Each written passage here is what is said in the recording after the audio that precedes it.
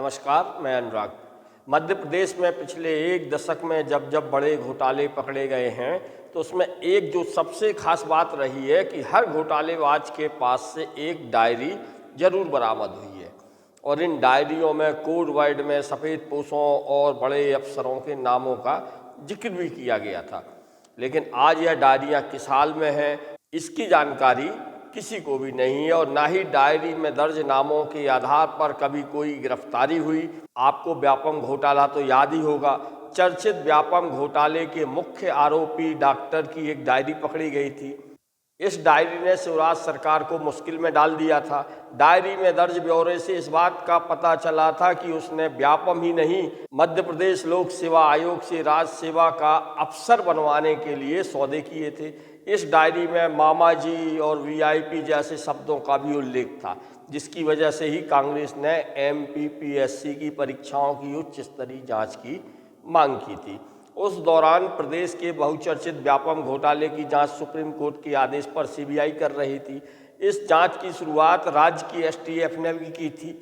STF ने ही मुख्य दलाल इंदौर के डॉक्टर को गिरफ्तार किया था। सीबीआई और एसटीएफ की जांच सिर्फ व्यापम द्वारा कराई गई पीएमटी और प्री पीजी की परीक्षाओं तक सीमित थी। वैसे एसटीएफ ने व्यापम द्वारा कराई गई अन्य परीक्षाओं की भी जांच की थी। उसने तत्कालीन राज्यपाल के खिलाफ भी आरोप लगे थे। इसके अलावा शिवराज सरकार में कद्दावर मंत्री रहे लक्ष्मीकांत शर्मा को भी गिरफ्तार किया गया था। वह कई दिनों जेल में भी रहे। तब कांग्रेस ने मुख्यमंत्री शिवराज सिंह और उनके परिजनों पर भी आरोप लगाए थे, लेकिन सीबीआई ने ना तो कभी उन्हें आरोपी माना और ना कभी किसी तरह की पूछताछ की थी। पर प्रदेश के कई निजी मेडिकल कॉलेज के मालिक और उनके अफसर जरूर जेल भेज दिए गए थे। इस घोटाले में पकड़े गए डॉक्टर को ही घोटाले का मास्टरमाइंड मानकर कई ठिकानों पर छापे मारे गए थे। उसके यहाँ से जो दस्तावेज मिले थे उनमें एक डायरी में 70 पन्नों पर व्यापम का हिसाब लिखा हुआ था।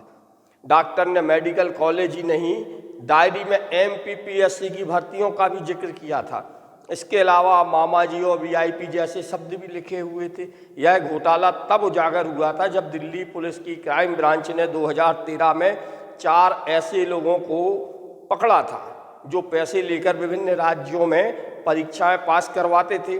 उन्होंने एमपीपीएससी का जिक्र भी किया था। तब एसटीएफ ने उन चारों से पूछताछ भी की थी। एसटीएफ ने तब पीएससी से 2012 की परीक्षा सूची और अन्य जानकारी भी मांगी थी, लेकिन इसी दौरान व्यापम घोटाला पकड़ में आ गया और सारा ध्यान पीएससी परीक्षाओं से हटकर व्यापम पर आ गया था। लेकिन इस पूरे मामले में जो सबसे महत्वपूर्ण था वह यह है कि जो डायरी डॉक्टर के यहाँ से पकड़ी गई थी और उसमें जो नाम दर्ज थे वह डायरी आज कहाँ है, उसमें जिनके नाम थे वह कौन लोग थे और यह पूरी कड़ी कहाँ तक जुड़ी हुई थी, यह आज तक रहस्य ही बना हुआ है। इस मामले में प्रधानमंत्री कार्यालय को जरूर इस बारे में एक बार नज़र दौड़ानी चाहिए। अब प्रदेश में पिछले 1 माह से जिस बड़े घोटाले की चर्चा है वह है परिवहन विभाग का मामला। परिवहन विभाग के पूर्व कांस्टेबल सौरभ शर्मा केस में रोज नए और चौंकाने वाले खुलासे हो रहे हैं। इसके साथ ही विभाग की काली कमाई का राज भी सौरभ की डायरी उगल रही है। उधर जबकि इस मामले की जांच 3 एजेंसियां आयकर विभाग, लोकायुक्त और ईडी कर रही हैं, लेकिन सही आंकड़े आज तक इस मामले में किसी एजेंसी ने जारी नहीं किए हैं और ना ही इसमें आरोपी गिरफ्तार हो पाए हैं। गिरफ्तारी तो दूर, जांच एजेंसियां अब तक उनकी परछाई तक नहीं पहुंच पाई हैं। जबकि सागर में पिछले हफ्ते पूर्व विधायक के घर पर पड़े छापे में मिली संपत्ति का उसी दिन शाम को खुलासा हो गया था कि कितने किलो सोना पकड़ा गया, कितनी नकदी पकड़ी गई है, लेकिन सौरभ शर्मा मामले में ऐसा अब तक नहीं हो रहा है। अब जांच एजेंसियों की कार्यप्रणाली इस पूरे मामले में लगातार चुप्पी साधे रहने से अनेक सवाल खड़े हो रहे हैं और जो जायज भी हैं। वहीं 19-20 दिसंबर की दरमियानी रात कार से भोपाल के मैंडोरी में 54 किलो सोना और 10 करोड़ रुपए नकदी के अलावा परिवहन विभाग की काली कमाई से जुड़ी एक डायरी भी जांच एजेंसियों को मिली थी। परिवहन विभाग के पूर्व आरक्षक सौरभ शर्मा के सहयोगी चेतन से पूछताछ और आयकर विभाग की जांच में खुलासा हुआ था। सौरभ प्रदेश भर के आईटीओ से उगाही कर परिवहन विभाग के आला अफसर तक रकम पहुंचाता था। डायरी और हिसाब किताब के कागजों के मुताबिक सौरभ साल भर में 100 करोड़ रुपए का लेन देन कर रहा था। जानकारी के मुताबिक डायरी में दिसंबर की एंट्री भी दर्ज है। प्रदेश भर के 52 आईटीओ समेत परिवहन विभाग के सभी आला अफसरों के नाम और इनको दी गई राशि भी उसमें दर्ज है, ऐसा बताया गया है। इधर आयकर विभाग के अफसरों के मुताबिक जांच में कई बड़े नाम और काली कमाई का हिसाब किताब का खुलासा होगा। कब होगा और होगा भी नहीं, यह अभी तय नहीं है। जबकि रडार में अब मध्य प्रदेश का पूरा परिवहन विभाग है। हालांकि नेताओं की इस काली कमाई में हिस्सेदारी पर अधिकारी जांच करने के बाद ही कुछ कहने की बात कह रहे हैं। एक अन्य सहयोगी जो पकड़ा गया था सौरभ शर्मा का, उसका नाम चेतन सिंह बताया गया है, जिसके बयान 150 पन्नों में रिकॉर्ड किए गए हैं। प्रदेश में ग्वालियर के पूर्व परिवहन विभाग के आरक्षक सौरभ शर्मा की काली कमाई के लगातार राज उजागर होने के बाद से पूरे प्रदेश के परिवहन विभाग में हड़कंप मचा हुआ है और इसकी जांच की आंच भोपाल से लेकर दिल्ली तक साफ महसूस की जा रही है। वहीं सरकार ने अब इस सारे मामले में हुई किरकिरी के बाद प्रशासनिक डंडा चलाना शुरू किया है। सबसे पहली गाज परिवहन आयुक्त डीपी गुप्ता पर गिरी है। उन्हें परिवहन आयुक्त के पद से हटा दिया गया है और उनकी सेवाएं परिवहन विभाग से लेकर वापस पीएचक्यू में सौंप दी गई हैं और फिलहाल उन्हें कोई जिम्मेवारी भी नहीं दी गई है। वहीं गुप्ता के हटने की चर्चा पिछले 2-3 महीने से चल रही थी। इस बारे में बताया गया है कि परिवहन आयुक्त पद से हटाए गए गुप्ता के खिलाफ लोकायुक्त में भ्रष्टाचार की एक शिकायत दर्ज है। 3 महीने पहले सरकार से लोकायुक्त ने जांच प्रतिवेदन भी बुलाया था। लोकायुक्त आयकर की कार्यवाही में परिवहन के पूर्व आरक्षक सौरभ शर्मा के ठिकानों पर मिली अकूत संपत्ति के बाद से ही विभाग में चल रहे भ्रष्टाचार की चर्चा पूरे प्रदेश भर में है। डीपी गुप्ता के खिलाफ लोकायुक्त ने 3 महीने पहले सितंबर में भ्रष्टाचार की शिकायत दर्ज की थी, जिसका प्रकरण 282/2024 पर दर्ज है। लोकायुक्त के विधि अधिकारी ने 12 सितंबर 2024 को परिवहन विभाग को पत्र लिखकर भ्रष्टाचार की शिकायत के संबंध में जांच प्रतिवेदन मांगा था। विभाग ने परिवहन आयुक्त कार्यालय को ही लोकायुक्त का पत्र भेज दिया, जिस पर अभी तक कोई रिपोर्ट नहीं आई है। बताया गया है कि शिकायत में डीपी गुप्ता पर भ्रष्टाचार समेत अन्य गंभीर आरोप थे और इसकी शिकायत मुख्यमंत्री कार्यालय और मुख्य सचिव कार्यालय को भी मिली थी। प्रदेश की राजधानी भोपाल में पिछले करीब एक महीने से परिवहन विभाग के पूर्व कांस्टेबल के मामले में चल रही जांच अभी तक पूरी नहीं हो पाई है। वहीं पिछले 20-22 दिनों से जांच में जुटी एजेंसियों ने जांच के बीच मिली एक गोपनीय डायरी की चर्चा, जिसकी पूरे प्रदेश भर में जोरों पर है और बताया गया है कि करीब यह 66 पेज की हरे रंग की डायरी है। परिवहन विभाग के कथित लेन देन का इसमें विवरण दर्ज होना बताया गया है।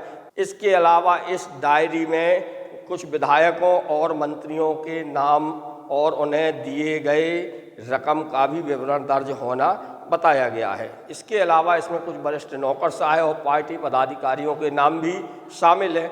कहा जा रहा है कि डायरी के जरिए प्रदेश भर में परिवहन विभाग में चल रहे घूसखोरी के बड़े नेटवर्क का खुलासा हो सकता है, लेकिन पिछले 10 दिनों से जांच एजेंसियों ने डायरी का जिक्र करना अब बंद कर दिया है, जिससे यह आशंका जाहिर की जा रही है कि इस महत्वपूर्ण दस्तावेज को दबाया अथवा गायब भी किया जा सकता है। सूत्रों के अनुसार इस डायरी में कोड वर्ड का इस्तेमाल किया गया है लेन देन के लिए। उदाहरण के लिए जैसे जिनको लेन देन किया गया है उसमें बी, यू और जी जैसे शब्दों के साथ रकम का विवरण भी लिखा गया है। इनमें से जी और यू को वीआईपी श्रेणी में चिन्हित किया गया है, जबकि जानकारी के मुताबिक इनमें करीब 1.5 दर्जन माननीयों के नाम भी दर्ज हैं, जिनमें से अधिकांश नाम सीमावर्ती जिलों से संबंधित है, जहां टोल नाकों की भूमिका बेहद महत्वपूर्ण होती है। इसके अलावा करीब 1 दर्जन अफसरों के भी नाम हैं, जिनके नाम के आगे प्यारे, चेतन, एक्स और भी ना जाने क्या क्या लिखा गया है, जिन्हें इन सब के बीच में मीडिएटर माना जा रहा है। वहीं सौरभ शर्मा मामले में अब राजनीतिक आरोप प्रत्यारोपों का दौर भी नहीं थम रहा है। अब आईटीओ के पूर्व आरक्षक सौरभ शर्मा की अनुकंपा नियुक्ति के लिए पूर्व गृह मंत्री नरोत्तम मिश्रा द्वारा पत्र लिखे जाने के मामले को लेकर दतिया से कांग्रेस विधायक राजेंद्र भारती ने तीखा हमला बोला है। भारती ने एक वीडियो जारी कहा है और जिसमें नरोत्तम मिश्रा पर इस मामले में गंभीर आरोप लगाए हैं। वहीं अब नरोत्तम मिश्रा पर लगे आरोपों का सारा मामला भोपाल होते हुए दिल्ली चला गया है। वहीं इस मामले में नरोत्तम मिश्रा का नाम बार बार उछाले जाने को लेकर इसे राजनीतिक षड्यंत्र भी बताए जाने लगा है। कहा जा रहा है कि मध्य प्रदेश में भाजपा के प्रदेश अध्यक्ष का चुनाव होना है और नरोत्तम मिश्रा प्रदेश अध्यक्ष पद के लिए सबसे प्रमुख दावेदार हैं और उनकी दावेदारी को कमज़ोर करने रोकने के लिए ही लगातार हर दूसरे दिन नरोत्तम मिश्रा का नाम किसी न किसी बहाने से लिया जा रहा है। प्रदेश कांग्रेस अध्यक्ष जीतू पटवारी ने परिवहन विभाग के पूर्व आरक्षक सौरभ शर्मा मामले में जांच एजेंसियों पर सवाल खड़े किए हैं। भोपाल स्थित अपने आवास पर मीडिया से चर्चा करते हुए पटवारी ने कहा कि इस केस की 3 एजेंसियां जांच कर रही हैं, लेकिन अब तक कोई ठोस कार्रवाई नहीं हुई है। पटवारी ने कहा इस मामले में न किसी की गिरफ्तारी हुई है न किसी से पूछताछ। ऐसा लग रहा है कि जांच एक जगह आकर रुक गई है। इसके पीछे कौन है यह पता लगाना जरूरी है। जीतू पटवारी ने कहा कि भ्रष्टाचार का बही खाता इतना भयंकर है कि मासिक आय कहां से कितनी होगी, यानी छोटे टोल से लगभग 30 करोड़ और बड़े टोल से 60 करोड़ रुपए दिए जाते थे।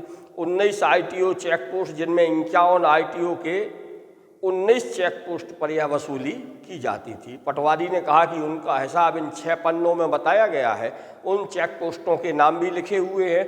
मैं मीडिया को यह सब उपलब्ध करा रहा हूँ। सरकार ने कहा था कि 2021 के बाद हम चेक पोस्ट खत्म कर देंगे, यानी हम चेक पोस्ट खत्म कर देंगे, सरकार को कुछ नहीं देंगे, लेकिन उगाही जारी रखेंगे। अलग अलग जगह पर छोटे छोटे कर्मचारियों को ठेका दिया गया है। पटवारी ने जांच को जल्द और पारदर्शी तरीके से पूरा करने की मांग की ताकि सच्चाई सामने आ सके।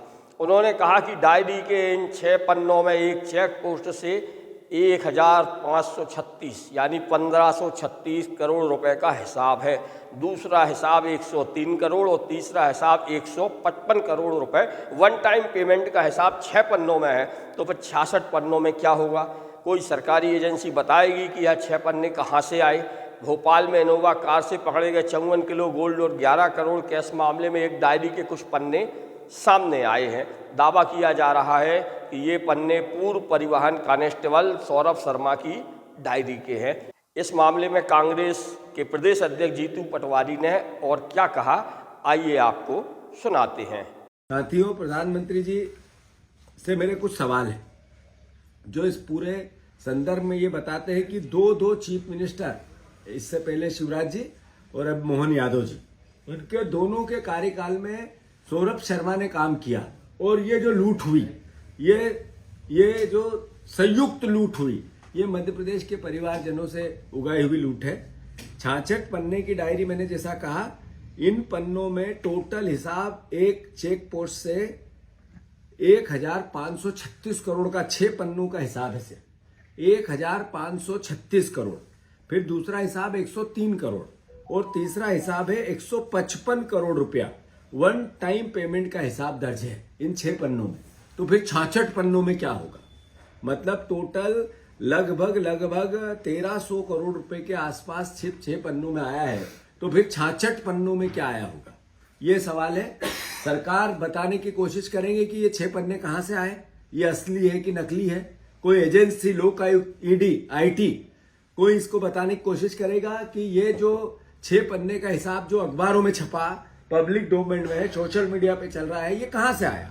फिर दूसरी बात, जो भ्रष्टाचार का बही खाता इतना भयंकर है कि मासिक आय कहां से कितनी होगी, यानी जो छोटे टोल है वहां से लगभग 30 करोड़, बड़े टोल है वहां से 60 करोड़, ये भी इसकी ओर इंगित करता है ये 6 पन्ने। मैं फिर से आप सबसे आग्रह करना चाहता हूं कि हमारे जो सवाल है कि 19 चेक पोस्ट आरटीओ, जिसमें से 51 आरटीओ और 19 चेक पोस्ट के एरिया जिससे ये वसूली की जाती थी, उसका हिसाब इस पूरे 6 पन्नों में बताया गया। अलग अलग उसके नाम भी लिखे, चेक पोस्टों के नाम भी लिखे और ये सब है। तो ये मीडिया को मैं उपलब्ध भी कराना चाहता हूं। दिलचस्प बात यह है कि 3 एजेंसियों ने रेड मारी, पर मोदी जी के नए भारत में सौरभ शर्मा कहाँ है अभी भी पता नहीं चला। न एक आदमी की गिरफ्तारी हुई, न एक से पूछताछ हुई, कौन इसके पीछे था, कौन इसके आगे था। मतलब एक तरह से जांच रुक गई है, समाप्त हो गई, छुप गई है। इतने दिन में छोटी से छोटी 5,000 की रिश्वत का फ्रंट पेज का खबर बनती है अखबार में, कोई पटवारी या कोई छोटा कर्मचारी लेता है तो।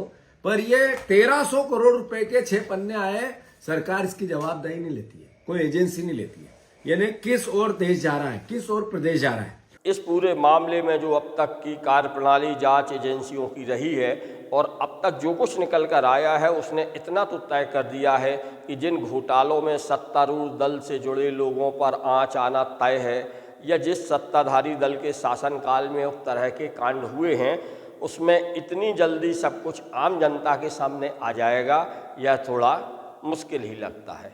नमस्कार, मैं अनुराग।